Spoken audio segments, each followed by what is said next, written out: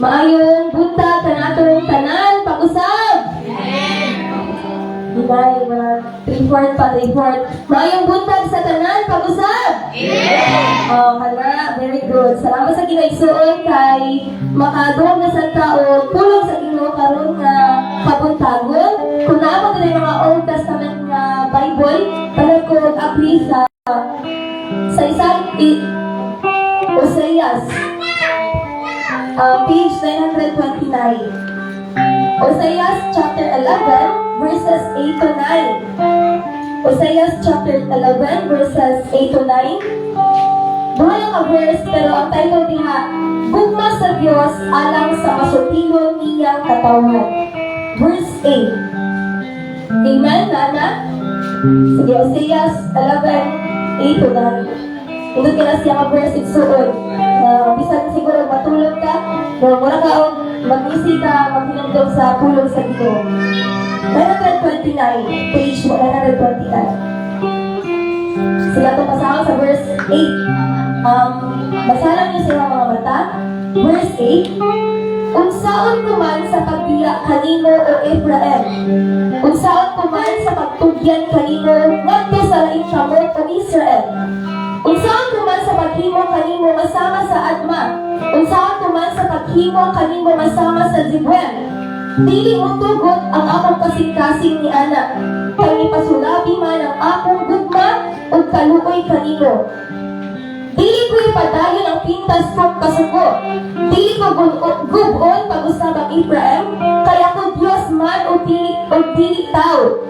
Ako ang balaan na uban kaninyo o dili ako muanha kaninyo nga may kasinag. Salamat sa Ginoo sa iyang mga pulong. Sa dihan nakatungog kita sa verse bitaw sa John 3:16. Diyan nato bitaw sino rin siya sa John 3:16 nga si Jesus Christ nagpakamatay, nagpalansang dito sa krus sa Kalbaryo. Bisan pa man kita grabe jud kaayo kadautan. No, grabe no? Madili lang kaya ginang siya dili nga. Dili siya musugod na dunay ikaw na ikaw. Dili siya musugod na pada na kung iagod kita masabunal sa silog na iyang kita gana alang sa imo ha. No, Oseas chapter 11 verses 8 to 9. Pero ang John 3:16, grabe, mas grabe pa kaayo jud ang mensahe ang Ginoo. Nga dili lang kay grabe ang gugman niya sa imo ha, nga giluwas kaniya kung dili iya pa jud nga giilis ang iyang kinabuhi para lang jud sa imo ha kaayuhan. No aron lang jud kita maluwas. So dili makayo ka nga lang mo magluha-luha bang word. Mao ba Lord? Kada ba tayo kasi ba wala bitag maurog sa kalipay o sa kada ba tang matandog ba tayo mga kasing-kasing bangalan no? Halang grabe no?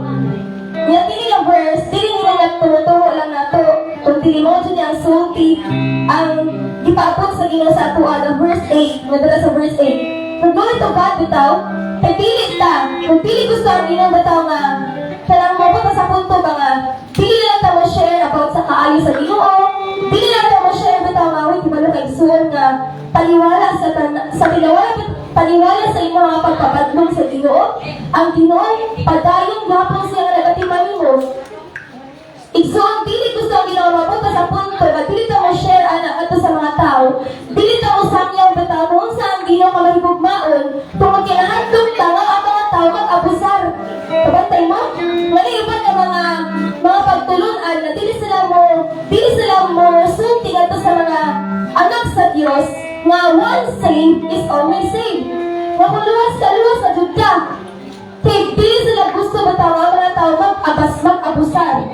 mag-abusar sa kaayo sa Ginoo. Pero kibalo kay suon nga ang gusto bitaw sa Ginoo natong tanan. Kaya bitaw magbuhat ka sa iyang kabubuton, magbiya ka sa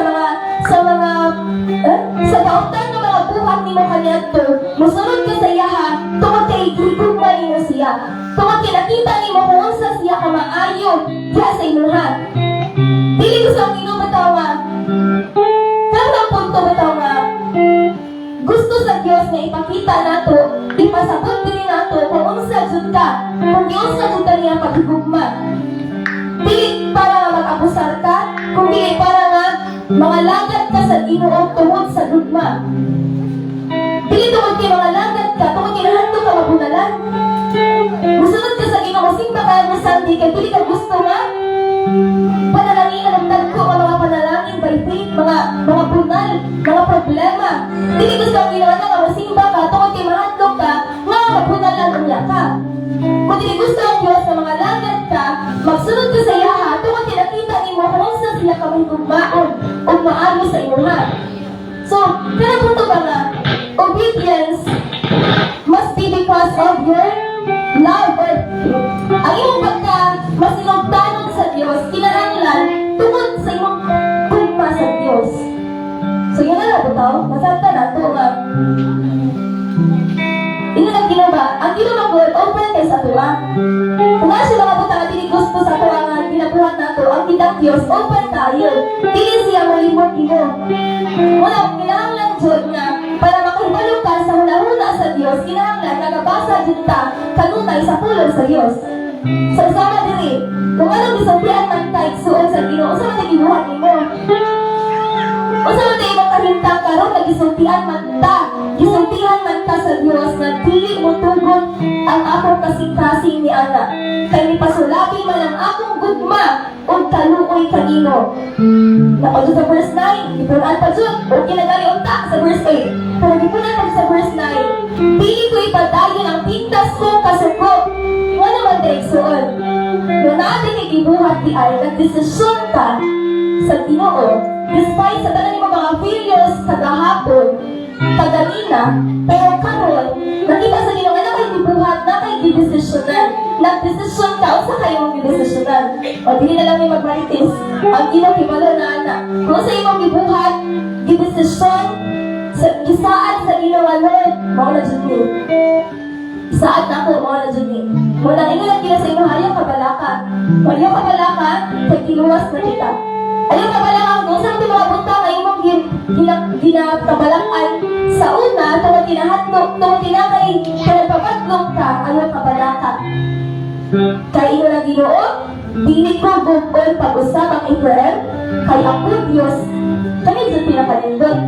Kay ako Diyos man, o dili tao. Wala ka sa karakter sa tao?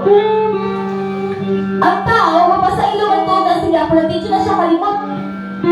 Siguro, wala mo na siya nga, ipasailo natin ka, pero nasa na something, detayang pagtagad, ang iyong relasyon, na something, na lahig na kaysa sa una. Pero ang ginuin siya, ako, Diyos man, o dili tao. Ako ang balaan na uban kaninyo, o dili ako wala kaninyo, nga may kasilat, kasukot, pagtunod, kaligot-got. So, di ba ba kayong tanga, Lord? Kanang, ang iyong tanga, karami ka na lang, ang pulo sa Ginoo, bata mag-trigger, bitaw nimo nga, why not? Nung anong pili man ko mga lagat sa Ginoo nga, naggrabe man siya dibuhat para na ako.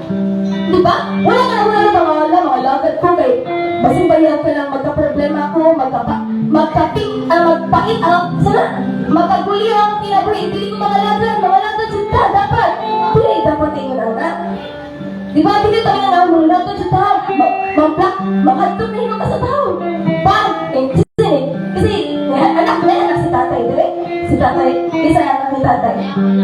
Wala, basta man, uy, lagat, sita, ngayon sa pag-undang na, gusto mo nga magkaguli ang iyong kinabuhi, hindi ko na. Mga lagat ka, kaya nakita ninyo kung saan Ginoo ka maayo sa ato ama tagusa. So wala ba nga, bahala na pag ginaon sa natiha, basta kay nakita na ako na ang Ginoo Diyos, grabe ang gugma, pili na ako. Bahala na, hindi na magmahal sa mga tao. Mas nagpasulabi, mas dako ang gugma sa Ginoo ang pagtagad sa Ginoo din nato. So, 8 to 9, diba? Nagkapulong sa Ginoo sa mag-ibabot dito sa tuwa. And, salamat sa Ginoo, kaya dili lang kaya ako ang giganahan. Nasa pulong sa Ginoo, kung dili kitang tanan, ng mga lagat na sa Ginoo, kaya na-experience nato, nabating nato, natagamtaman nato, ang ilahang dako nga paghigugma dili nato. Muna nagpili, jud nato, ibaylo ang Diyos sa bisan unsa pa man ng mga butang. No? Diba? Sa'yo mga dyan kayo nga, hindi na natin simba kayo mga birthday ni Lola, pero Salamat sa eleksyon kay kilala ba? Nagdili dyan, bisan Domingo. If nagsaad ka sa Ginoo, sampo sa kuha. So, na pag-take of board exam na Domingo, walang board exam. Sama na. So, yun na, baka na tayo kasi kasing ba, mas bisan future ni mo makasalalay, pero mas dako ang Ginoo bitaw sa imong future. So, grabe, mas daog dyan ang Ginoo dyan gihapon. So, nga na, salamat sa Ginoo kaya ang Ginoo dyan ay daog dyan sa itong kinabuhi sa kanunay. Let us pray. Father God, in the name of Jesus, Lord, salamat Ginoo sa mga pulong. Salamat, Father God, tungod kay ikaw, Ginoo, na napasabot ka na mo, Father God. Dili, Lord, ang among kaugalingan, Father God, na pagpanabot, kundi, Lord, it is the Holy Spirit alone ang nagpakikistorya ka na mo, Lord, this moment of time, Father God. Dati na, Lord, umiya, Ginoo, sa mga pagtuon, sa mga pulong, Father God, sa rally, Lord, ginarati na limang daan ang among kasing-kasing, Lord, karon na magagdahin pa ni kanino, Lord, magakanta ni Father God, daigod ka na mo, awitan sa yawan, Lord, pinagi sa mga awit na puno sa pagdahil, pagpasalamat, Lord, ang among kasing-kasing, Father God, we are ready, Ginoo, in the name of Jesus, always ready, Father God, and Lord, mas palabihon pa galing namo, ngayon ani perminti, Father God, ang among kinabuhi, natingnan yung balik pa sa kalibutan, Father God, magbuhat sa mga butang, Lord, na walang pulos, Ginoo, Lord, in Jesus' name, ang kalipay na mo, Father God, mawagin, Lord, ang pagsimba ka nimo, ang pagdahin ka nimo, Lord, everything, Ginoo, about you, Father God. Salamat, Lord, nalagon ka sa walang katapusan, Father God, talang tungod, o himaya, kanimo lamang, in Jesus' name, amen and amen.